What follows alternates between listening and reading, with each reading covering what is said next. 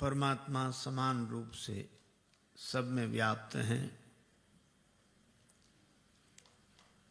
प्रेम के कारण उनका प्राकट्य होता है, ऐसा देवाधिदेव महादेव भगवान शिव कहते हैं।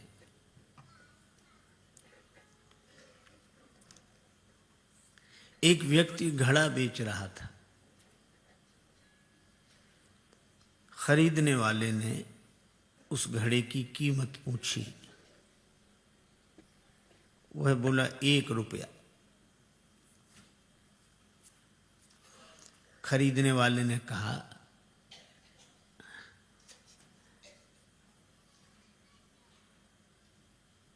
98 लो। घड़ा बेचने वाला बोला 1 नया पैसा कम नहीं करूंगा। खरीदने वाले ने कहा कि तुमने तो इसे बिल्कुल सोना ही बना रखा है। तो घड़ा बेचने वाला बोला क्या तुमने इसे बिल्कुल मिट्टी ही समझ रखा है। अब आप विचार करो कि घड़े में मिट्टी के अतिरिक्त और क्या है। लेकिन मिट्टी घड़ा बन गई है। घड़े में हम पानी पी सकते हैं, पर मिट्टी में तो पानी नहीं पिया जा सकता। पर घड़ा बनने के बाद भी मिट्टी ही है। इसी तरह वह निर्गुण निराकार ब्रह्म जब भक्त की भावना के कारण, प्रेम के कारण साकार हो जाता है, तो हमारे व्यवहार की सारी समस्याओं का समाधान उनकी कृपा से होने लगता है। यद्यपि मिट्टी जब घड़ा बनती है तो भी मिट्टी रहती है। घड़ा नहीं बनी थी तब भी मिट्टी, घड़ा बन गई तब भी मिट्टी, और घड़ा फूट गया तो भी मिट्टी। इसी तरह वह ब्रह्म ही है जो व्याप्त है सब में। लेकिन वह जब भक्त के भाव के अनुरूप सगुण साकार रूप में प्रकट होता है, तो हम उनकी ललित लीलाओं का सुख लेते हैं, आनंद लेते हैं। हम लोग भगवत कृपा और श्री हनुमान जी महाराज की मंगलमयी प्रेरणा से वही सुख प्राप्त कर रहे हैं। भगवान श्री राघवेंद्र अपने भाइयों के साथ मिथिला में हैं, और मिथिला में एक सखी ने कहा कि यह मर्यादा पुरुषोत्तम है, इनको गाली कैसी। पुरुषोत्तम को गारी कैसी। तो दूसरी सखी बोली कि गारी बिन ससुरारी कैसी।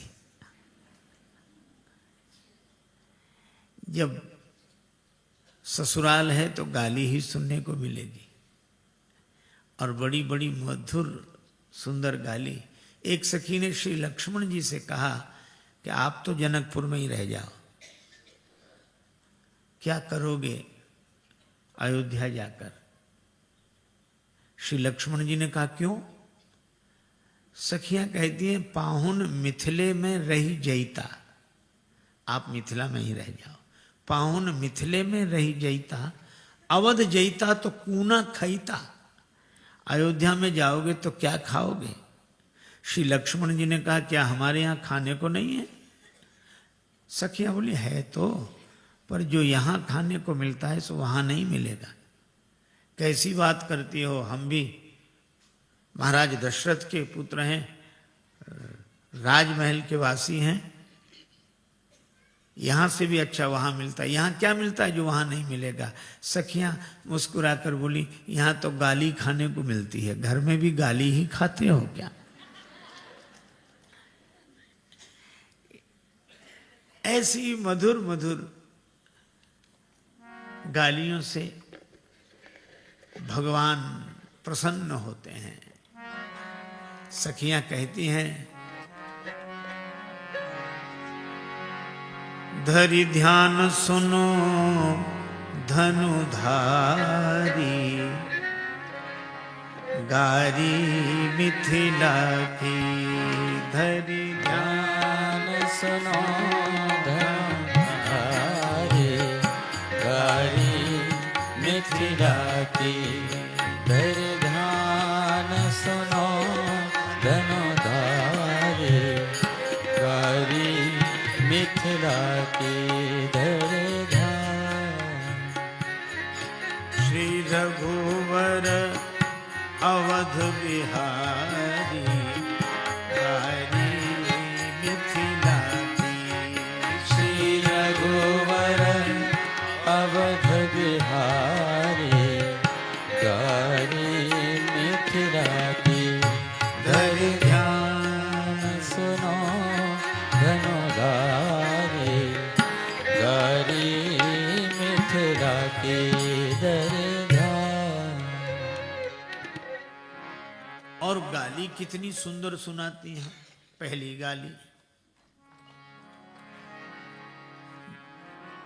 धनुष यज्ञ सुनी ब्याह उमंग में। धनुष यज्ञ सुनी ब्याह उमंग में। बिनु चिट्ठी कौशिक मुनि संग में। बिना निमंत्रण के धनुष यज्ञ सुनकर ही विवाह की लालसा में गुरु जी से कहा हमें भी साथ ले चलो। बनियाए कमंडल धारी गारी मिथिला।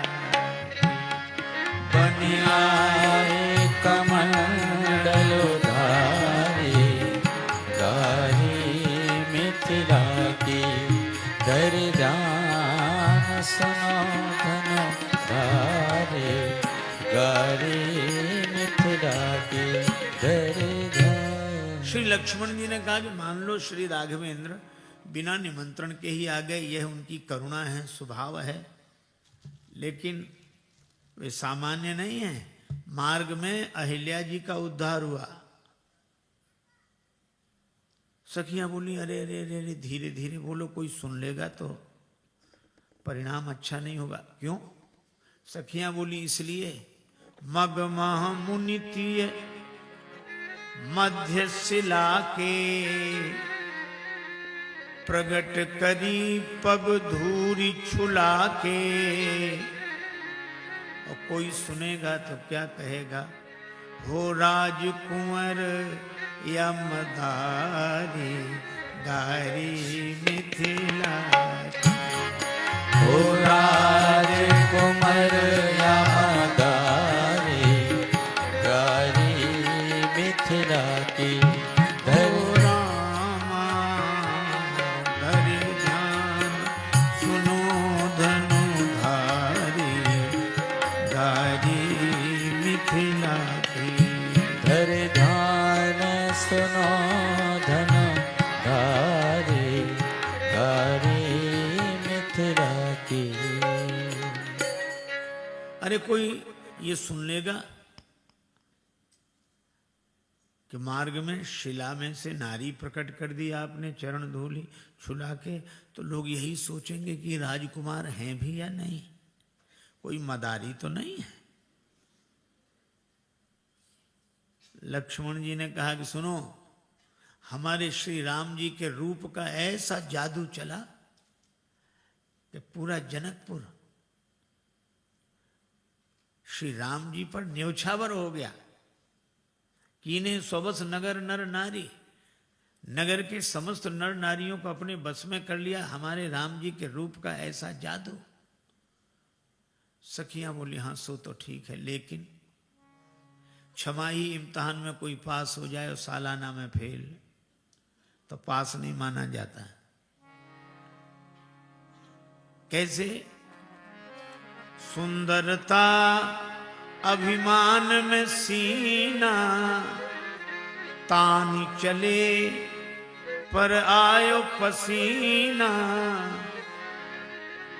निरखी जब जनक दुलारी